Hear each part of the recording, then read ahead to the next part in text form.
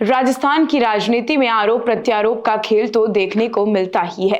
कांग्रेस के PCC chief Govind Singh Dotasra इस वक्त खूब दमखम दिखाकर लगातार लड़ते हुए नजर आ रहे हैं। अभी हाल ही के दिनों की बात करें तो उन्हें विधानसभा सत्र से निलंबित भी कर दिया गया है।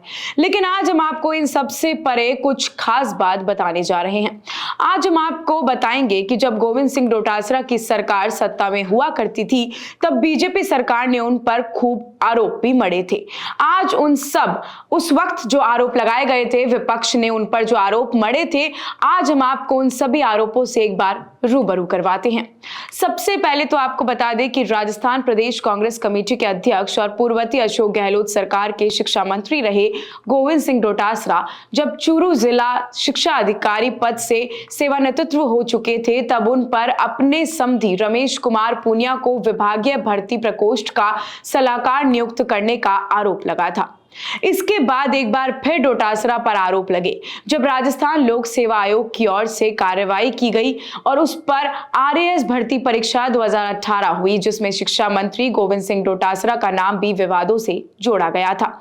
डोटासरा पर उनके समधी के बेटे और बेटी को फर्जी तरीके से ओबीसी का प्रमाण पत्र बनवाकर परीक्षा में शामिल करवाने और राजनीतिक पद का लाभ उठाते हुए परीक्षा में अच्छे अंक दिलवाने का भी आरोप लगाया गया था।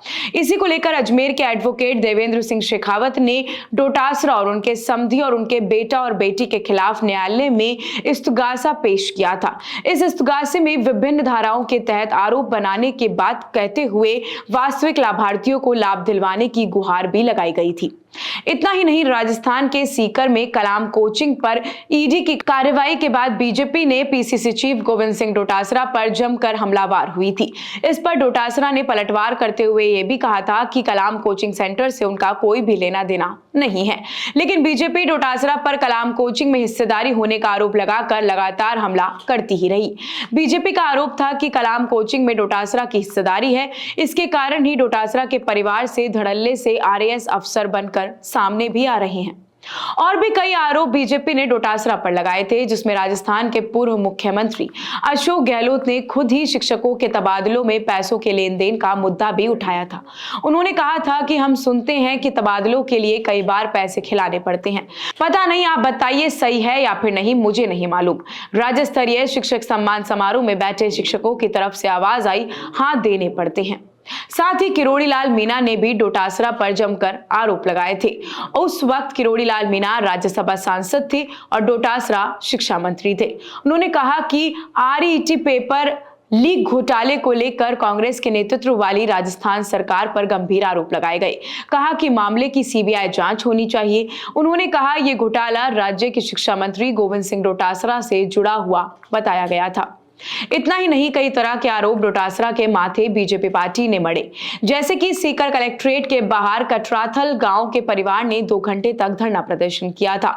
परिवार ने पीसीसी चीफ गोविंद सिंह डोटासरा और अन्य कुछ लोगों पर अपनी 50 करोड़ की जमीन हड़पने का आरोप लगाया था।